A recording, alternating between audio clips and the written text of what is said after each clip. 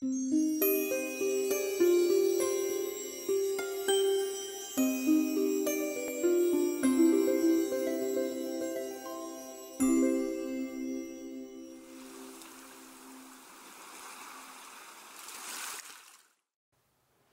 بیشتر از زندگی الهام میگیرم من. خود زندگی خیلی برام جالبه، چیز جالبیه.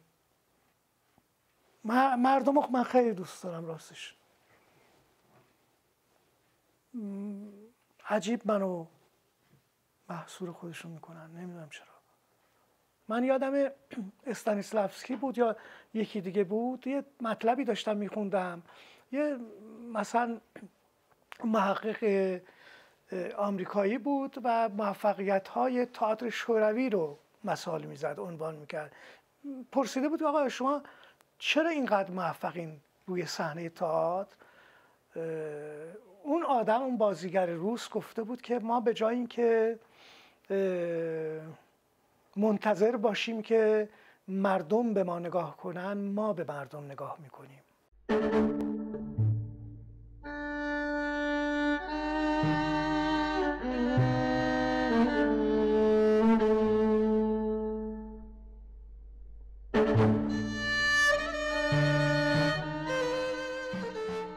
کپی کردن بضاعت چندانی نداشتم، الان هم ندارم. یعنی اگر فرضاً بخوام مثلا از رو یه عکس عیناً در بیارم نمیتونم. الانش هم به همون شکل کار میکنم. یعنی فرضاً مثلا یه آدم کشیدم با دست و پاهای بزرگ، خب الان هم با همون شکل توی کار من وجود داره این دست و پاهای بزرگ و اینا. خب حالا اون وقتا مثلا شناخته شده نبود این کار و طبیعی بود که نباشه، ولی الان شناخته شده است مثلا این کار برای من. مثلا خب با مکاتبی آشنا هستم و فرضاً مثلا میگم حالا این یه کار مثلا احتمال داره مثلا یه کار اکسپرسیونیستی باشه، مثلا این عنوان‌های اینجوری بذاریم روش دیگه. نه اگر دست بزرگی میکشم میگم خب این دست انسانه که دست توانمندی است، انسان با دستش خیلی کارها رو میتونه بکنه. خب حالا یک فکر کنم یه جراحی که با دستش مثلا جراحی میکنه، یا یک پیانیست یا یک ویولونیست که با دستش میزنه، نمیدونم. شادم مال این بوده که فرضاً مثلا کتابی خوندم که روی دست تاکید زیادی داشته که انسان چگونه ابزارساز میشه. حالا هم با اندیشش، هم با فکرش، هم با دستش اون ابزار رو میسازه دیگه. خب دست هنرمند هم امکان داره خیلی ظریف باشه، ولی با اون دستش خیلی کارا میکنه دیگه. تمام ماها که میگیم کار خلاقه میکنیم، کار نمیدونم فلان میکنیم، من فکر کنم همه این کارا شده به نوعی. همه اینا شده. درسته ما مال خودمون میکنیم بعد از مدتی. یعنی از آن خود کردن یکم کار سختیه و خود بودن کار مشکلی که تو روی پای خودت بیستی و خودت باشی. تاکید من بیشتر روی این بوده که تو نقاشی خودم باشم. ببین من توی اکثر کارها اون نگاه نجیب این آدماست به زندگیشون، به دور و برشون و به کارشون، به حالا با آدابشون، به رسومشون، به خیلی چیزای دیگه، حتی به لباسشون اینا. خب یه دوست نویسنده من یادمه که توی یکی از نمایشگاه‌های سبز گفت که خب چرا همه زنای این پرده‌های احمدی صبر لباس‌های نو و زیبا تنشونه؟ من یادمه که آقای فتحی جواب داد، گفت خب این چه اشکالی داره که این زن یا این من لباس زیبا بپوشه؟ چرا ما فکر میکنیم فقر مال فرض مثلا روستاها و نمیدونم چی و این فقر زدگی میدونیم که تو ادبیات ما، توی تئاتر ما، تو سینمای ما وجود داشت دیگه. روستایی رو مثلا نمیدونم فلان نشون بدیم، مثلا عقب افتاده، حالو، نمیدونم چی اینا. خب من میگفتم نه آقا، مگه تو اون روستا آدم خوب پیدا نمیشه؟ خب اون رو من میخوام نشون بدم، چه اشکالی داره؟ میگم من انسانی رو میکشم که روی پای خودش میسته، خوب میسته، خوب راه میره.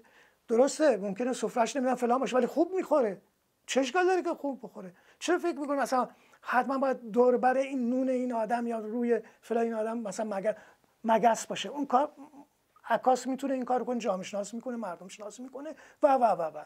خب حالا اینو آرتیست دوست نداره مثلا اینجوری کار کنه، یک شکل دیگه ای از این آدم ها رو میخواد نشون بده. خب آره همه هم در حال جنبشن، یعنی هیچ انسانی رو من در حال همونی که هم نشسته انگار یه چیزی در درونش اتفاق داره میفته، یعنی وول دارن میخورن روی پرده، روی کاغذ راه دارن میرن، نمیستن ثابت، این ایستایی وجود نداره. خب به اضافه اینکه این رنگ های تیره و کدر هم وجود نداره. خب چرا؟ برای که من تو همون فضای خالی مینا بیام میبینم یک چیز این آتش داره میدرخشه، این پیراهن اون زنه که داره میدرخشه، شعله میکشه اصلا و میخرامن این آدم ها تو راهشون. شما خودتون جنوب بودین و میدونی واقعا راه عادی نمیرن اصلا، تن و بدنشون در حال جنبش مدام، یعنی یک رقصی در حرکت اینها وجود داره. حتی موقعی که حرف میزنن این سیاه‌پوستا حرف میزنن ولی یک ایگار میرقصن اینا. یعنی خود منم گاهی مثلا میخوام راجع به اون آدم حرف بزنم دگرگون میشم، دگرگون نه به اون معنا که مثلا غش کنم، نه، دگرگون میشم که حالت درونی و بیرونی این آدم ها رو چجوری ما میتونیم نشان بدیم، کی، کجا، با چه رنگی.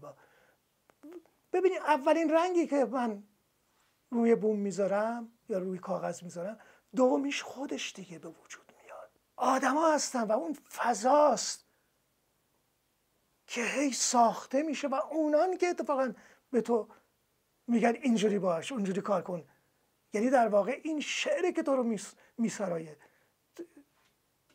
شاعر به قصد شعر گفتن نمیشه این پشت میزش شعری بگه. خب این روی واقعیتی.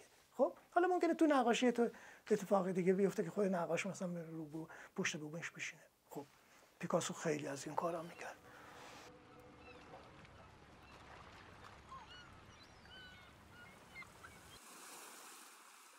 تکثیر پل سزن وقتی طبیعت بیجانش میکشته، حالا این تعبیرهای بعدی است که روی فرضاً مثلا اون طبیعت بیجانی که فرضاً سیب رو سزان کشیده که یه سیب رو در واقع کشیده.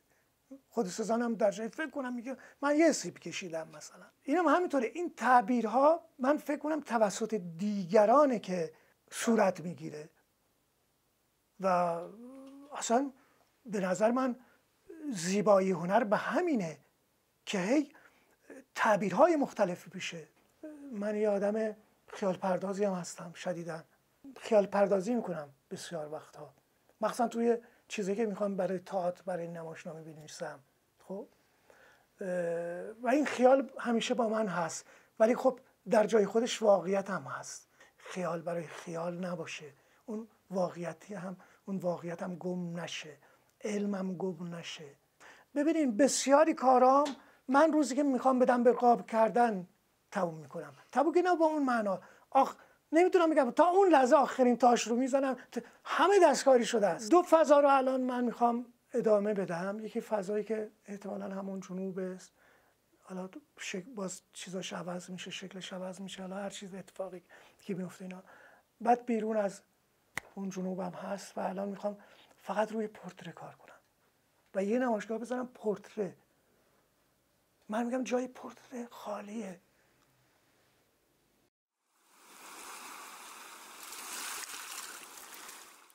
به خاطر هم شب بودن کار منه. خب تو شبه، حالا هرچند که گاهی شب و روزشون معلوم نیست، یعنی خورشید جاشو با ما عوض میکنه در جایی. به خاطر این رمز و رازی است که برای من از کودکی تو شب وجود داشته. یعنی من همیشه میترسیدم شبا، بچه که بودم میترسیدم. یعنی دور و برم باید پر از آدم میبود تا خوابم میبرد. از اینکه به من گفته بودن جن نمیدونم فلان از این حرفا میترسیدم. هنوز که هنوزه شب تو زادگاه خودم میترسم، یک صدای عجیب و غریب میشنوم. این ترس منو تخیلگرا کرد به نوعش.